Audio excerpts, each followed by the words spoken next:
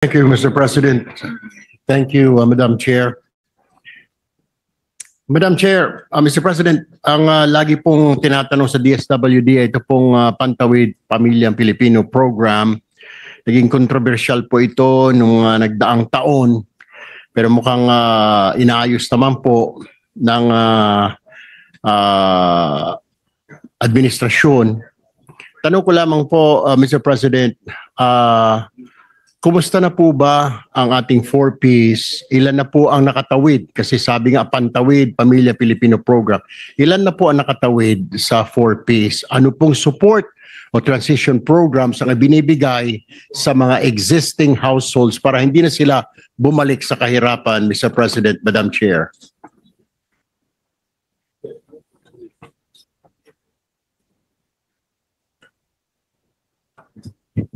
Under the current administration, Mr. President, approximately 1.4 million families have graduated from the 4Ps program from 2021 to 2025.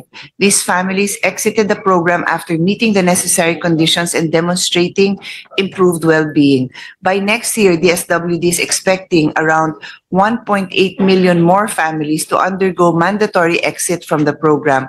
These are households that would have completed the 7-year maximum duration as prescribed by law. Once they reach this cap, they are automatically exited from the program, regardless of current status. Mr. President, nabawasan na po ba ang backlog? Kasi when I used to be the Secretary of DSWD, mayroon pong backlog kami sa dami kasi po nag-aantay na makapasok sa programa. Nabawasan na po ba itong backlog na ito?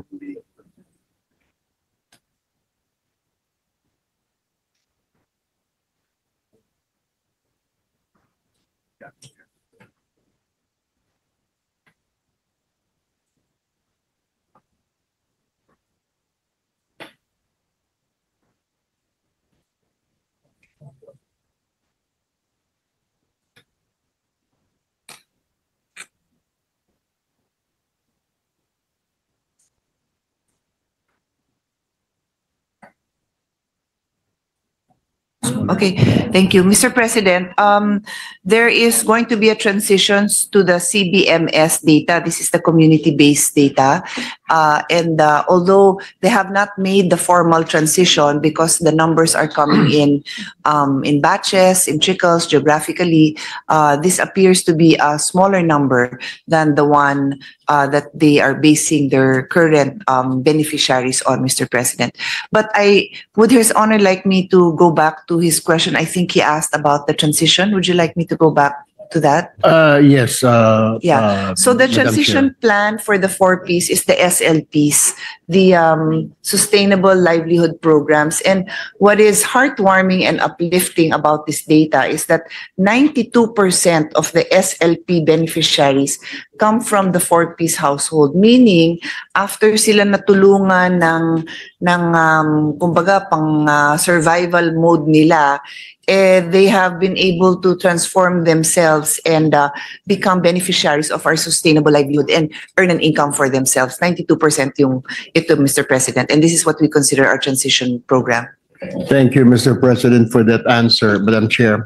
Now, my next question is, well, actually, I would like to commend, Mr. President, this committee for increasing the budget allocated for the establishment of 5 regional Bahay Pag-asa from 75 million under the GAB to 275 million in our committee report.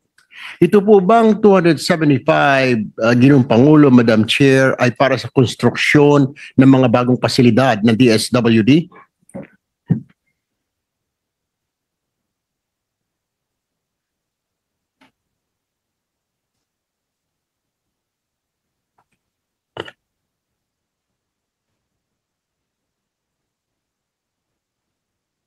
Mr. President, the amount of 200 million is for the establishment of regional Bahay Pag-asa, and these are 5. These are 5 separate locations, Mr. President.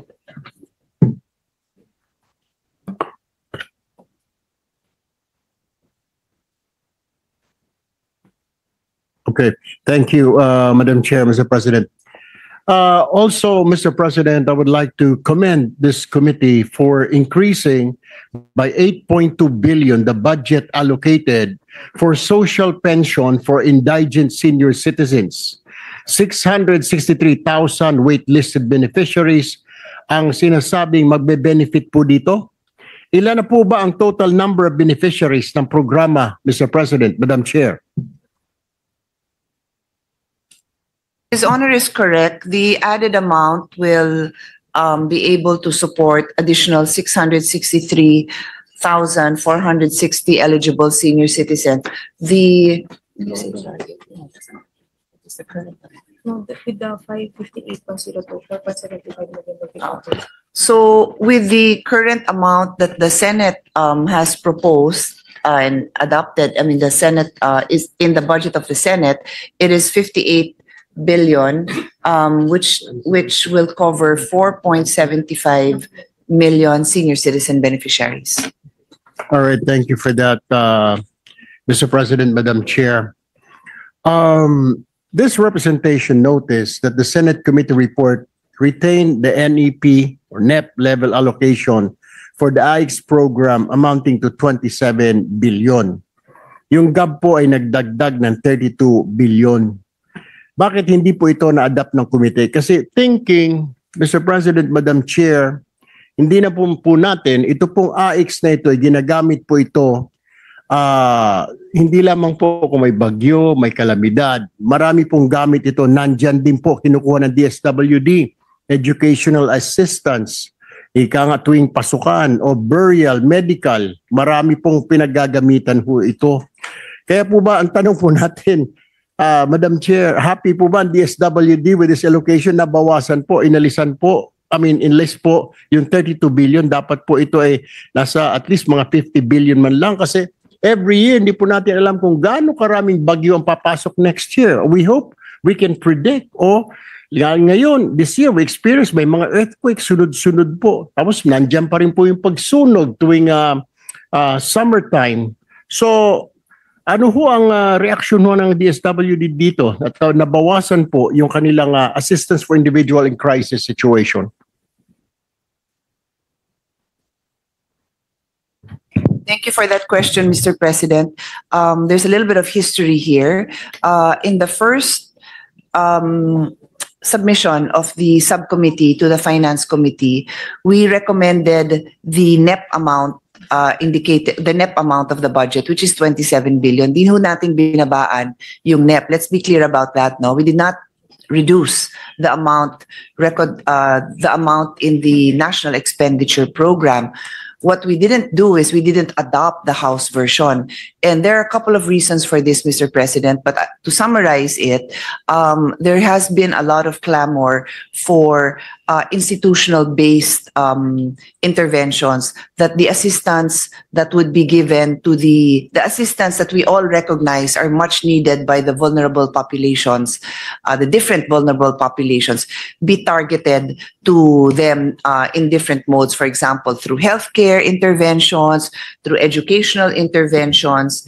And this, Mr. President, is considered to be more people-centered and sustainable.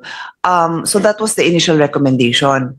And then succeeding events happened, which, sorry, let me add, Mr. President, I had also discussed with the Secretary that there had been reports of the non-delivery of the amount, the full amount, to the beneficiary. So in other words, if there's a payout and the amount to be delivered per beneficiary is 3,000 pesos, there were reports that they would be getting less 1,000, less 500, and this representation was very much concerned that this might be another catastrophic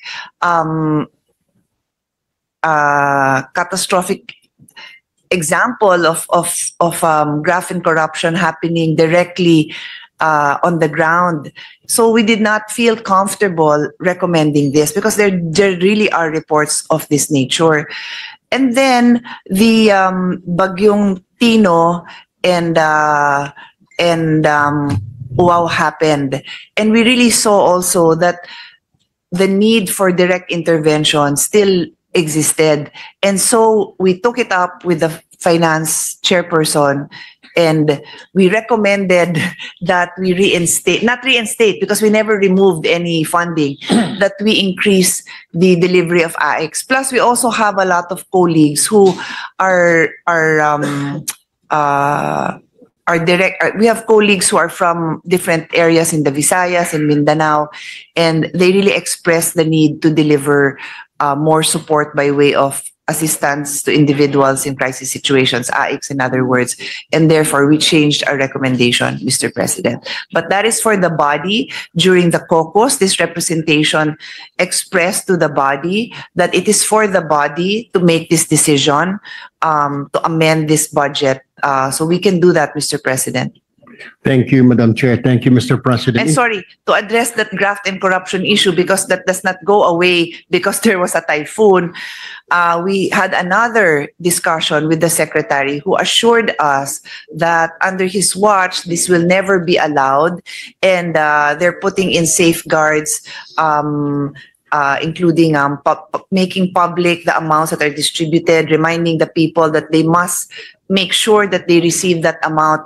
Kasi ang nababalitaan pala nila is nangyayari yung kinakaltasan after the distribution. Aabangan sila after. So we're still very much concerned about that kasi we don't want to support a program that is meant to benefit the most vulnerable, tapos pinagkakakitaan pala nung ibang nasa ground na mga kasamahan ng mga LGU. Hindi po lahat, pero nangyayari po. Thank you very much for that, Madam Chair, Mr. President.